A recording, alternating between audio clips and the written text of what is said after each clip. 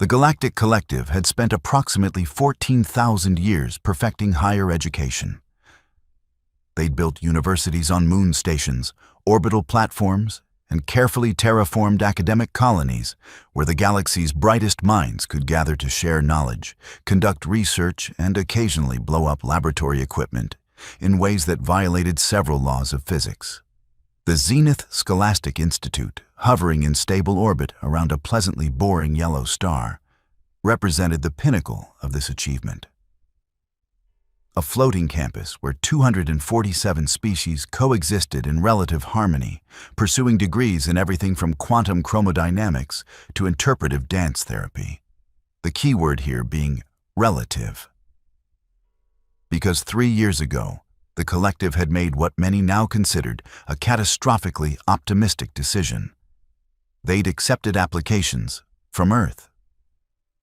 Professor Klickthar stood at the front of Advanced Xenobiology Foradisca 1, his 4 eye stalks swiveling independently to monitor his 32 students. As a Velcarian, he possessed a natural talent for multitasking. Each eye stalk could focus on separate tasks simultaneously, which proved remarkably useful when teaching a classroom full of species who processed information at wildly different speeds. His exoskeleton gleamed under the bioluminescent panels, and his mandibles clicked softly as he prepared to begin the day's lecture. "Today," he announced, his translator converting his chemical signals into audible speech, "we discuss survival adaptations in hostile environments." The students settled into their species-appropriate seating. The Mathara, being gaseous, occupied containment fields near the ceiling. The Grundle twins, massive and rock-like, sat on reinforced platforms at the back.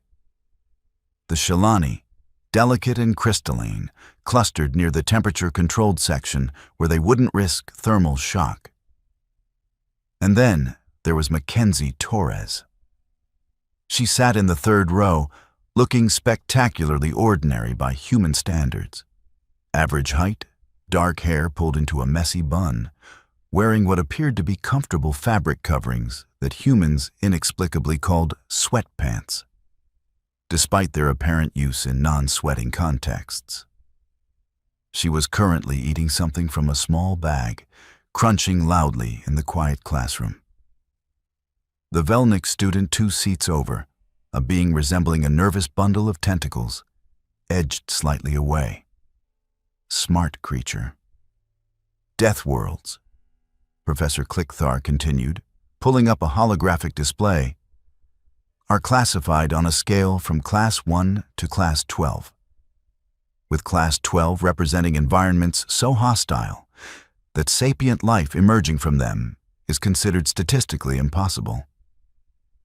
He paused for dramatic effect. Earth is classified as a Class 12. Several students glanced at Mackenzie. She appeared completely absorbed in her snack. "To put this in perspective," the professor said, zooming in on a rotating model of Earth. Earth experiences regular meteorological events called hurricanes that can level entire cities. It hosts volcanic activity capable of altering global climate. 70% of its surface is covered in a corrosive solvent. Water's not that corrosive. Mackenzie interjected through a mouthful of whatever she was eating. It literally dissolves metal over time, Miss Torres. Well, yeah, but slowly. The professor's eye stalks blinked in sequence, the Velcarian equivalent of a long-suffering sigh. Earth's gravity is 1.3 times standard.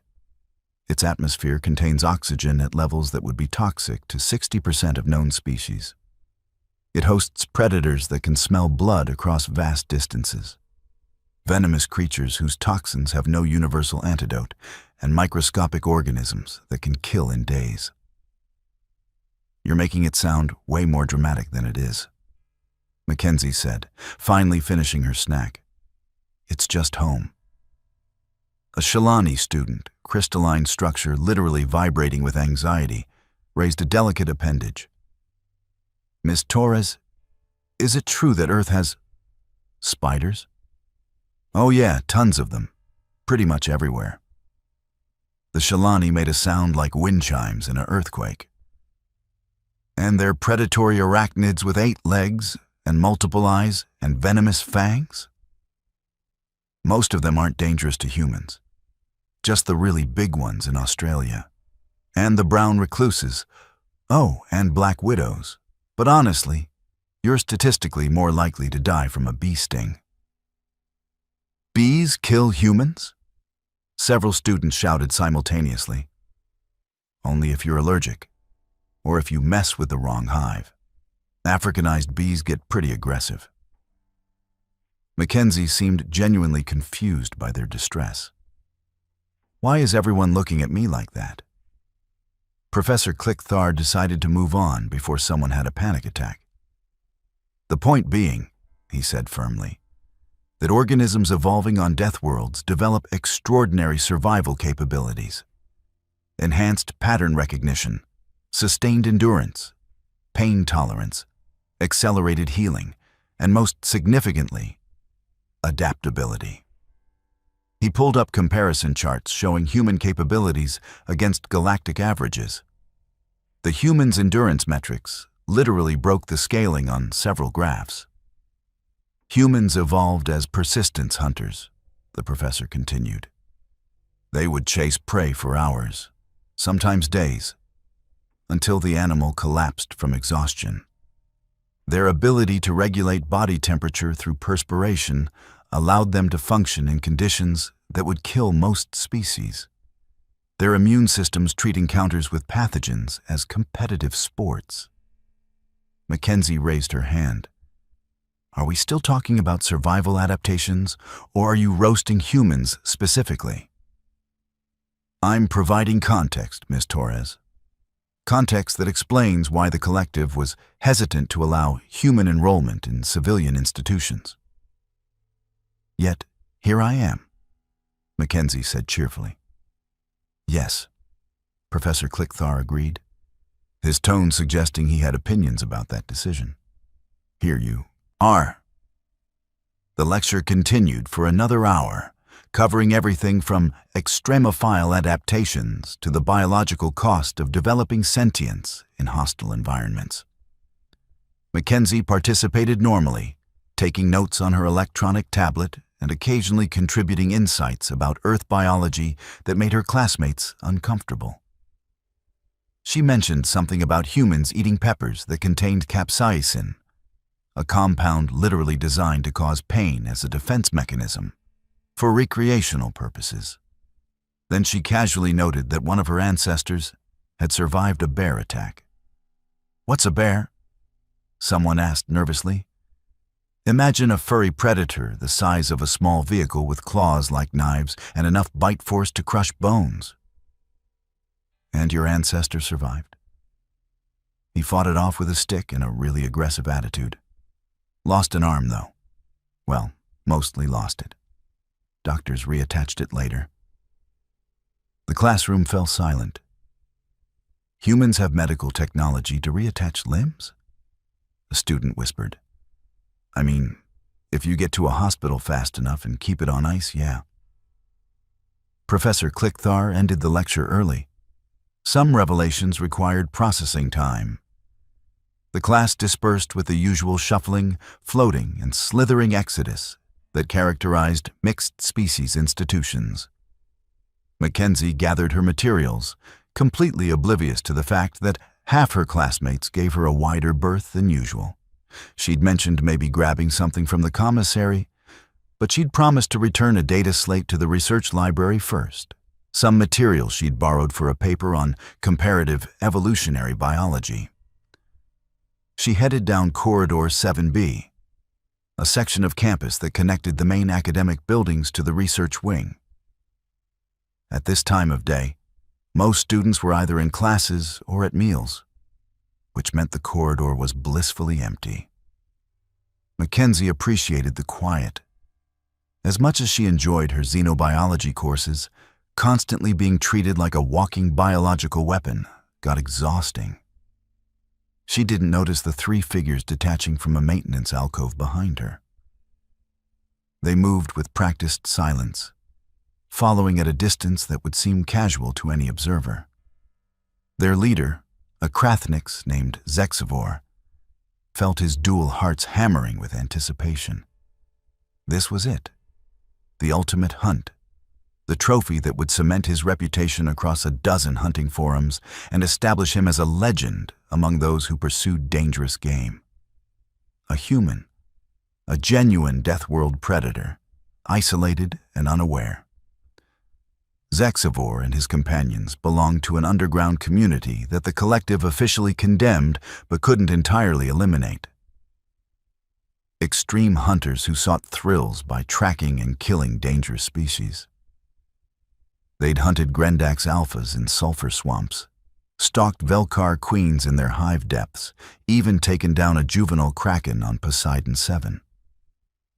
But a human. That was unprecedented. Humans were supposedly protected under collective law, considered too dangerous to provoke and too valuable as potential military assets to risk antagonizing. But Zexivor had studied human physiology extensively. He'd analyzed their weaknesses, mapped their vulnerable points, acquired weapons specifically calibrated for human biology. And he'd confirmed that Mackenzie Torres followed a predictable routine, including this twice-weekly trip to return library materials when the corridors were mostly empty. Perfect conditions for a hunt. His companions, Thrix and Velmora, flanked him at calculated intervals. Thrix carried a neural disruptor, non-lethal, designed to incapacitate without permanent damage so they could enjoy the hunt properly. Velmora had brought recording equipment. This was going to be documented for posterity. They waited until Mackenzie entered the less populated junction between buildings, where maintenance corridors branched off and security cameras had convenient blind spots. Zexivor had planned meticulously. "Now," he whispered. Thrix raised the neural disruptor and fired. The pulse should have dropped Mackenzie instantly. A targeted electromagnetic burst that scrambled neural pathways and caused temporary paralysis. Instead, she stumbled, caught herself against the wall, and turned around looking more annoyed than incapacitated. "The hell was that?" she asked, rubbing her temple. Zexivor froze. That should have worked. He'd calculated the frequency, the intensity, everything. Humans were supposed to be vulnerable to neural disruption, their primitive nervous systems overwhelmed by... Mackenzie's eyes focused on them. Her expression shifted from confusion to recognition, to something that made Zexivor's predatory instincts scream warnings. "Oh, you've got to be kidding me," she said. "You're hunters, aren't you?" Thrix fired again, cranking the disruptor to maximum intensity. This time Mackenzie grimaced and went down on one knee. But she didn't lose consciousness. Instead, she looked at them with an expression that was somehow worse than fear. She looked tired. "Seriously? I have a paper due tomorrow." Velmora activated the recording equipment, chittering excitedly. "The prey remains conscious. Documented resistance to neural disruption." "I'm not prey," Mackenzie said, her voice carrying an edge that made the temperature in the corridor seem to drop. "I'm a student. There's a difference." Zexivor stepped forward, drawing a monomolecular blade, a weapon that could slice through most organic matter at the molecular level. "You are a specimen from a Class 12 Deathworld," he announced formally, because proper hunting required proper declarations. "Your termination will bring honor to..." Mackenzie threw the data slate. It wasn't a sophisticated move. Humans, lacking natural weapons, had gotten very good at improvising with objects. The data slate, a solid piece of technology weighing approximately half a kilogram, hit Zexivor directly in his primary sensory cluster. His vision exploded into stars, pain receptors firing as the impact cracked his chitin. And then Mackenzie moved, The neural disruptor's effects were still coursing through her system, making her movements slightly uncoordinated. Later, when reviewing the security footage that Velmora had helpfully been recording, analysts would note that she was operating at approximately 60% efficiency. 60% of a human's combat capability turned out to be more than sufficient. She closed the distance to Thrix in 3 strides. Humans were cursed with persistence hunting physiology, which meant their running endurance was absurd. But their sprinting was actually below galactic average. Except at close range, where below average still meant fast enough to be terrifying. She grabbed the neural disruptor with one hand, yanked it from Thrix's grip, and slammed her elbow into his thorax in a single fluid motion. Thrix made a sound like escaping steam and crumpled. Velmora, demonstrating survival instincts that would have served her better half an hour earlier, turned and ran. She made it approximately 10 meters before Mackenzie tackled her from behind. They went down in a tangle of limbs, and Velmora discovered firsthand why human skeletal structure was so overbuilt. When they fell, they could afford to hit hard because their bones could take the impact. Velmora's crystalline structure, optimized for low-gravity environments, was significantly more fragile. The recording equipment went flying, clattering against the corridor wall but still transmitting. "Stop! Wait, we can negotiate," Velmora stammered. Mackenzie sat on her, literally just sat down on her chest plate, pinning her with human body weight in human standard gravity. "You shot me," she said conversationally. "With a neural disruptor, that's going to give me a headache for hours." "We weren't going to kill you quickly," Velmora protested, as if this was somehow better. "We wanted a proper hunt, the chase, the challenge." "I have midterms next week." Zexavor, vision clearing, watched this exchange with growing horror. This wasn't how hunts worked. The prey was supposed to run, to fight desperately, to provide sport. They weren't supposed to look annoyed about the timing. He raised his monomolecular blade and charged. Mackenzie saw him coming. Human eyes, forward-facing for predatory depth perception, tracked movement with frustrating efficiency. She rolled off Velmora, came up in a crouch, and grabbed a maintenance panel from the wall. The metal panel, designed for accessing electrical systems, was never meant to be used as a shield. But humans had a long history of using objects in ways their creators never intended. The monomolecular blade hit the panel and went straight through it, which was exactly what Mackenzie had anticipated. The blade embedded itself in the metal, and while Zexavor tried to yank it free, Mackenzie twisted the panel sharply sideways. The blade snapped. Monomolecular weapons were incredibly sharp, but also incredibly brittle. A calculated trade-off that worked fine against flesh, but poorly against lateral stress.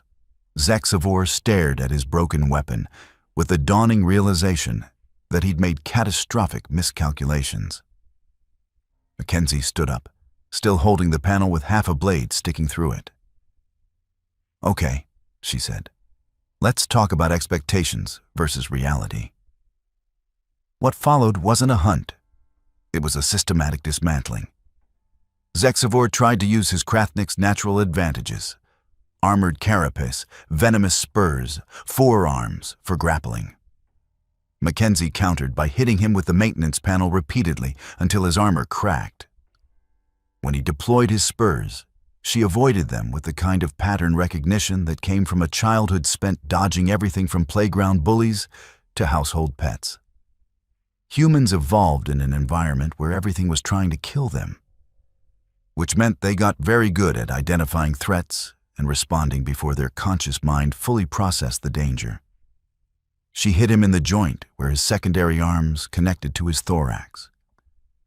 A structural weak point that most species didn't know about because they didn't think in terms of vulnerable joints. Humans, having fragile joints themselves, were experts at exploiting them in others. Xenobiology's arm made a cracking sound and went limp.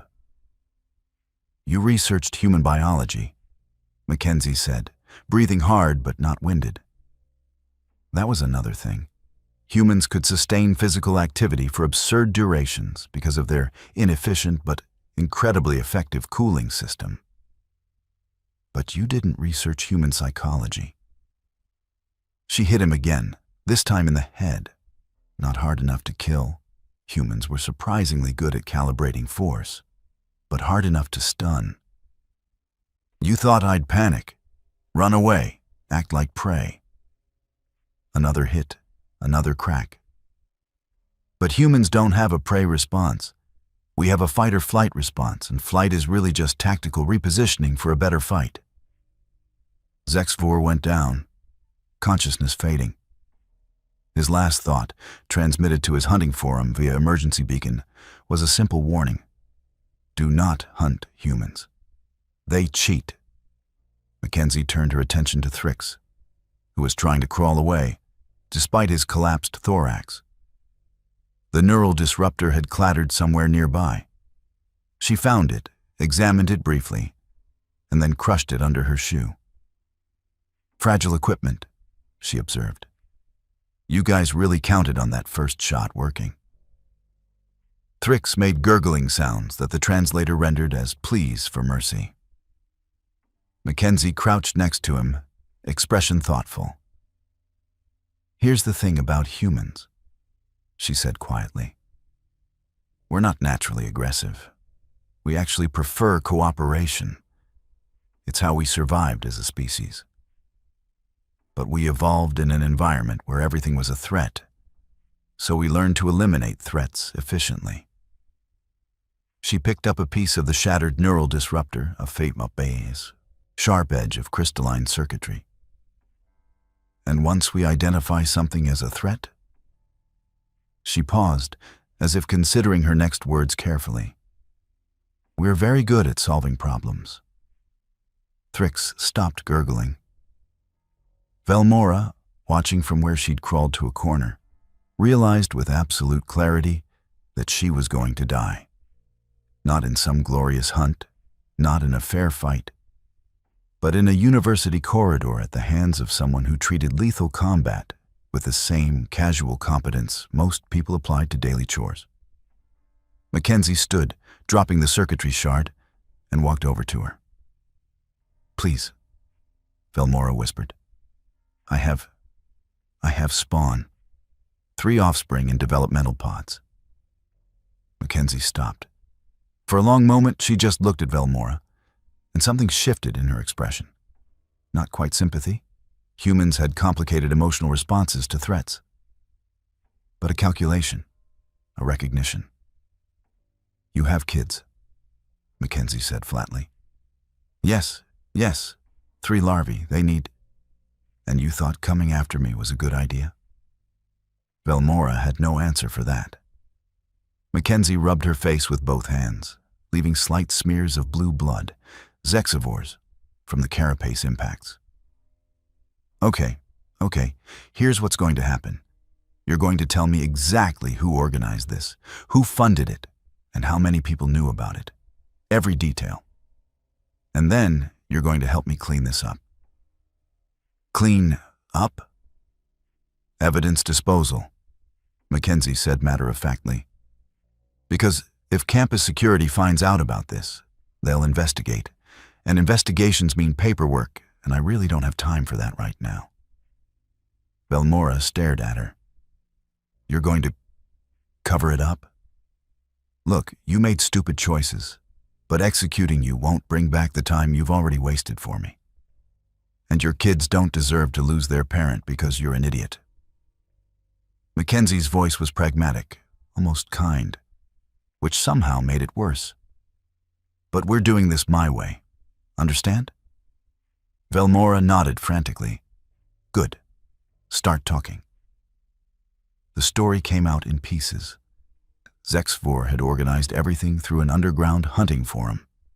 Encrypted, distributed across multiple servers, theoretically untraceable. They'd been planning this for 3 months, studying Mackenzie's patterns, acquiring specialized equipment. The neural disruptor had cost Xenobiology his savings. They'd bribed a maintenance worker to create those security camera blind spots. Mackenzie listened, committing every detail to memory. When Velmora finished, she nodded slowly. "How many others know you were hunting me specifically?" Just the forum administrators. They approved the hunt." "Names?" Velmora hesitated. "If I give you names, your options are limited here," Mackenzie said. "Help me, and you get to go home to your kids. Don't help, and—" She gestured vaguely at Thrix and Xexvor's bodies. Well, the names came quickly after that. What happened next would later be studied in military academies across the collective as a textbook example of evidence disposal and counter-investigation tactics. Not officially, of course. Officially, it never happened at all. Mackenzie started with the immediate problem: 3 bodies in a corridor that would see student traffic in approximately 90 minutes when the evening classes ended. Moving them would require strength, planning, and detailed knowledge of campus infrastructure. Humans, as it turned out, were excellent at all 3. "Help me get him into that maintenance shaft," she told Velmora, gesturing at Thrix's body. "I don't have the physical strength to—" "You have appendages. Use them for leverage." Together, well, mostly Mackenzie, they maneuvered Thrix's body into a maintenance access shaft that ran behind the corridor walls. These shafts were designed for repair drones, which meant they were cramped, dark, and rarely inspected. Perfect for temporary storage. Xexivore came next. He was heavier, armored carapace, adding significant mass. But Mackenzie improvised a lever system using a pry bar from a maintenance locker and managed to shift him into a different shaft. Spreading the bodies across multiple locations, basic evidence disposal strategy. "The recording equipment," Mackenzie said, turning to where Velmora's camera had landed. It was still transmitting. She picked it up, examined the device with the casual interest of someone who'd taken Engineering 201, and carefully disconnected the transmission module without corrupting the data. Then she pocketed it. "That has our hunt on it," Velmora protested weakly. "Exactly. Insurance policy. If anyone comes after me, this goes directly to campus security, along with the names you gave me. But you attacked me on a university campus. You used illegal weapons. You were planning to kill me and record it for entertainment." Mackenzie's voice was perfectly reasonable, which made the implied threat land harder. "I'm giving you a chance to walk away. Don't waste it." Velmora made a sound like breaking glass, her species equivalent of a resigned sigh. The next part was more delicate: the blood. Xexivore's blue ichor had splattered across several meters of corridor, along with fragments of chitin and other biological debris. Standard cleaning protocols would flag this as a potential biohazard, triggering automatic reports to campus security. Mackenzie pulled out her personal comm and accessed the university's maintenance scheduling system. A few quick searches — she'd taken information system security last semester and remembered the access protocols — showed her that automated cleaning drones ran through this corridor section at 300 station time, 4 hours away. "We need to make this look like a normal mess," she said, more to herself than Velmora. "Something the drones would clean without reporting." She found a beverage dispensary 2 corridors over and returned with an armful of colorful drinks. Then, systematically, she spilled them across the bloodstains, creating a chaotic mess of mixed liquids that obscured the specific chemical signatures. added some food waste from a nearby disposal unit, tracked it around with her shoes to spread it out. From a distance, it looked like students had had a messy meal and failed to clean up after themselves. Irritating, but not alarming. "Your blade," Mackenzie said, pointing at Zexavor's shattered monomolecular weapon. "That goes into a recycler. Different section of campus. Break it down into components first." Velimora, operating on pure survival instinct now, helped dismantle the weapon. The handle went into a general waste recycler in the student union. The blade fragments, carefully wrapped in cloth to prevent injuries, went into a hazardous materials disposal in the science wing. The power cell got dropped into an electronics recycling bin near the engineering department. No single piece would trigger alarms. Altogether, they'd been a weapon. Separated, they were just waste. The neural disruptor had already been crushed, but Mackenzie wasn't taking chances. She disassembled it completely, scattering components across 4 different recycling centers. The power source went into a sealed disposal unit for radioactive materials. Technically incorrect disposal, but it would be processed without questions. By the time they finished, 2 hours had passed. Mackenzie was sweating, human temperature regulation in action, and Velimora looked like she might shatter from stress. "The forum," Mackenzie said. "You're going to log in and post a cancellation. Tell them Zexavor changed his mind, decided the risk wasn't worth it. Make it sound like he got cold feet. They'll want proof, then provide it. Send them a message from his account saying he's backing out. You have his access codes, right? For emergencies. This qualifies."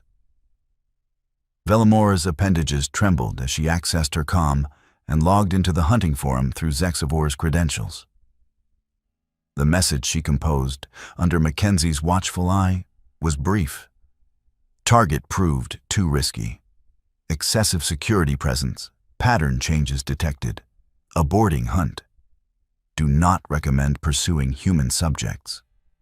The forum administrators responded within minutes. Disappointing. Resources expended. This reflects poorly on your reputation. Zexavor's account, controlled by Velimora, replied, "Better a damaged reputation than a fatal mistake." The administrators accepted this. Hunters backed out sometimes. It happened. "Now, delete all communications about me from his systems," Mackenzie instructed. "And from yours. Every message, every file, every search query." That won't eliminate the backups, I know, but it creates ambiguity. If anyone investigates later, there's no clear paper trail leading to me specifically. Velimora worked quickly, deleting months of preparation. Mackenzie watched, occasionally pointing out missed items, a saved image, a bookmark, a cached search result. By the time they finished, Zexavor's digital footprint regarding Mackenzie Torres had been reduced to nearly nothing. "The bribed maintenance worker," Mackenzie said. "Name: Glixnor, 3rd shift supervisor. You're going to send him a message from Zexavor's account. Thank him for his help. Tell him the hunt was successful and you're leaving the station. Include a payment, whatever Zexavor promised him. Make it traceable back to Zexavor's accounts. That will implicate him in our disappearance." "Exactly. If security investigates missing persons, they'll find a maintenance supervisor who took bribes and covered for suspicious activity. That's who they'll focus on, not the missing persons themselves." Velimora hesitated, then complied. The message was sent, the payment transferred. Glixnor would receive his bribe and think the hunt had concluded successfully. And if anyone investigated later, he'd have significant explaining to do. "One more thing," Mackenzie said. "Your ship. You came here on a vessel, right? Zexavor's personal transport. Docked at Bay 17. Access codes." Velmora provided them. Mackenzie spent several minutes on her comm, accessing station systems with credentials she definitely shouldn't have had. Another gift from Information System Security class, and reprogramming the transport's flight plan. Destination: a debris field in an uninhabited system 2 jumps away. Departure time: Oro 600 station time. It'll autopilot there and power down, she explained. Anyone tracking Xex4 will think he left voluntarily. And by the time anyone finds the ship, if anyone finds it, there'll be no connection to what happened here. But Xex4 and Thrix are in maintenance shafts that won't be inspected for months. By then, biological decomposition will have progressed to the point where determining cause of death becomes difficult. And even if they're found, there's no evidence connecting them to me. Velmora stared at her. You've thought about this, about how to hide bodies. I took forensic science as an elective, Mackenzie said, and I watched a lot of crime documentaries growing up. Humans are weird about murder mysteries. We find them entertaining. She checked her comm. It's 02:30. Cleaning drones start in half an hour. We need to be gone before then. What about me? Velmora asked quietly. Mackenzie regarded her for a long moment. You're going to go back to your spawn. You're going to be a better parent than you demonstrated today. And you're never going to speak about this to anyone. Because if word gets out, if anyone comes after me, if I even suspect that you've talked... She held up the recording module. This goes public, along with every name you gave me. Understand? Yes. Good. Get out of here. Velmora fled, moving faster than Mackenzie had seen her move during the entire incident. Within seconds, she disappeared around a corner, leaving Mackenzie alone in the corridor with her improvised crime scene.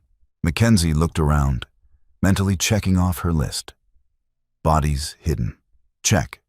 Evidence disposed. Check. Digital trail erased. Check. Witnesses silenced. Check. Alternative narrative established. Check. She felt tired. The neural disruptor's effects were finally wearing off completely, leaving her with a splitting headache and sore muscles. Tomorrow was going to be unpleasant. Adrenaline crashes always were.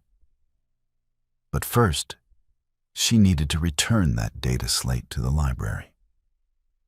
She picked it up from where she'd dropped it after throwing it at Xexivore, slightly dented but functional, and continued walking as if nothing had happened. The next morning, Mackenzie showed up to Advanced Xenobiology 401, looking slightly more tired than usual. She had a small bandage on her left hand. Officially, she'd cut herself while cooking. The headache was manageable with standard painkillers, though she winced occasionally when someone spoke too loudly. Professor Klickthar noticed but said nothing. Students injured themselves regularly in various improbable ways. It was university life. The lecture proceeded normally. Today's topic: interspecies conflict resolution and communication strategies. Ironic timing.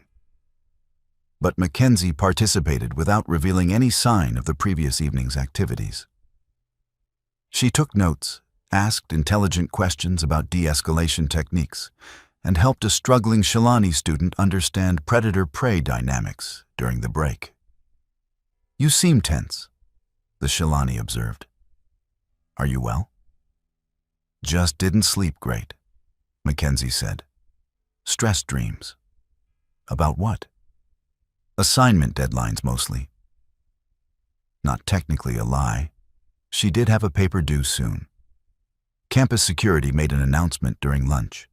3 individuals had been reported missing by their off-station contacts: Xexivore, Thrix, and Velmora. Last known location was unclear, but station records showed Zexivore's ship had departed that morning for an unspecified destination. Personal effects had been cleared from their quarters. No signs of foul play. Students gossiped about it for approximately 20 minutes before moving on to more interesting topics, like the rumor that someone had hacked the commissary dispensers to provide free desserts. Mackenzie ate her meal. Something vaguely resembling Earth pasta, but made from ingredients that had never seen Earth, and tried not to think about the fact that she'd killed 2 people and traumatized a 3rd into becoming an accomplice. It wasn't that she lacked empathy. Humans actually had highly developed empathy, which was part of what made them successful social species. But they'd tried to hunt her. They'd shot her with a neural disruptor, planned to kill her for sport, and record it for entertainment. She'd done what needed to be done. Problem identified, problem solved. The anthropology students would have called it pragmatic survival ethics. The philosophy students would have debated proportional response and self-defense boundaries.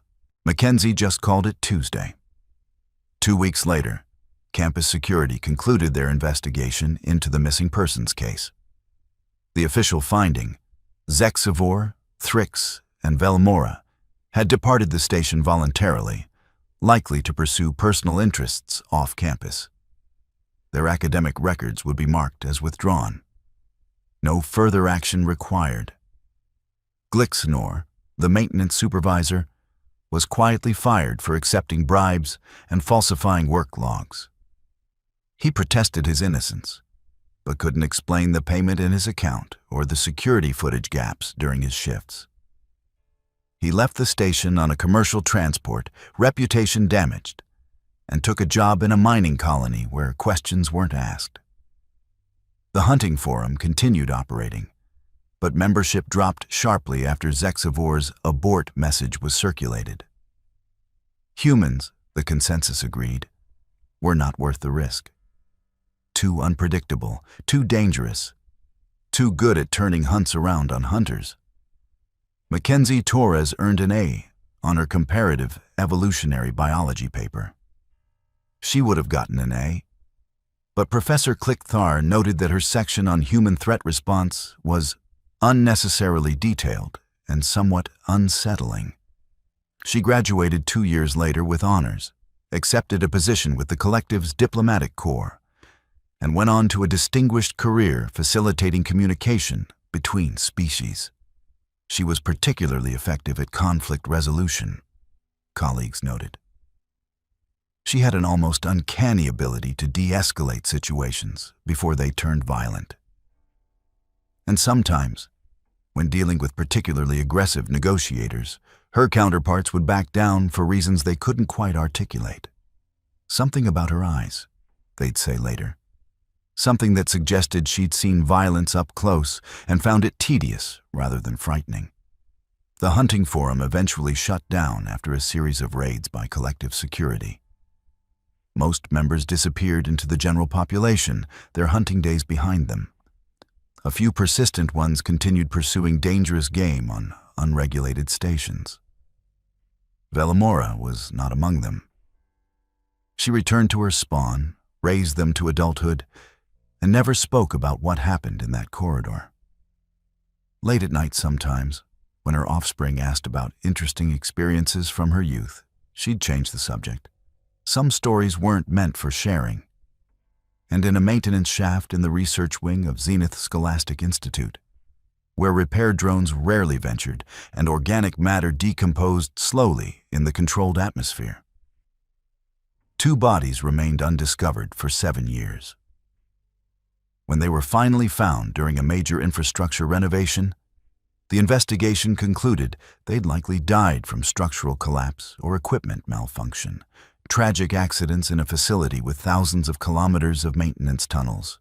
No one connected them to a human student who'd graduated years earlier, because humans, as the galaxy was slowly learning, weren't just dangerous in combat. They were dangerous in all the quiet ways that mattered. The planning, the patience, the ability to look at a problem and dismantle it piece by piece until nothing remained but plausible deniability and carefully constructed alternative narratives.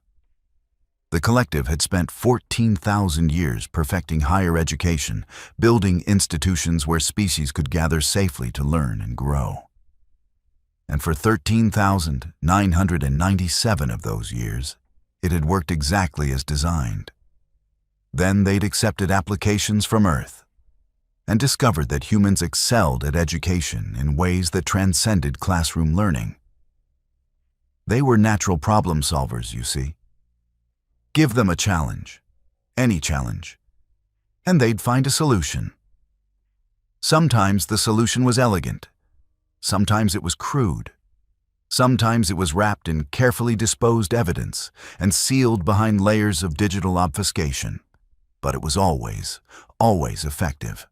Professor Klickthar, reflecting on his career years later, would note in his personal logs that teaching humans had fundamentally changed his understanding of Deathworld psychology. They weren't mindless predators or violence-driven primitives.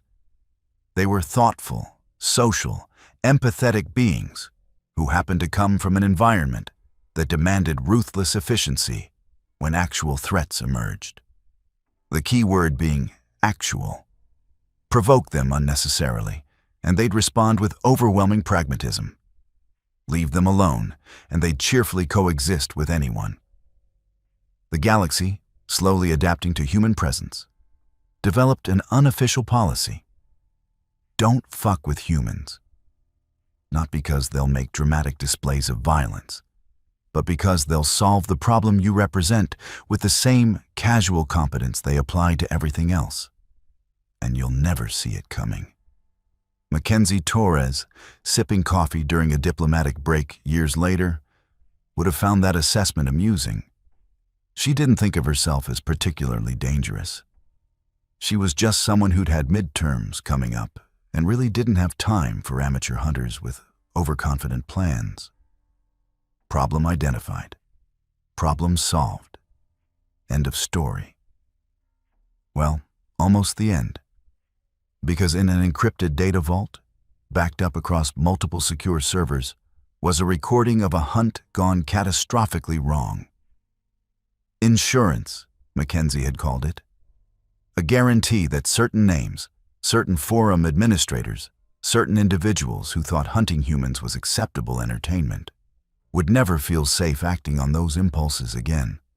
She checked on it sometimes, made sure the encryption was current, the storage was secure, the dead man's switch, set to release the footage if she failed to input a code monthly, was functioning properly, just in case. Humans, after all, believed in insurance policies, in contingency plans, in making sure problems, once solved, stayed solved. It was that kind of thorough thinking that had brought them from Class 12 Deathworld primitives to respected members of the Galactic Collective.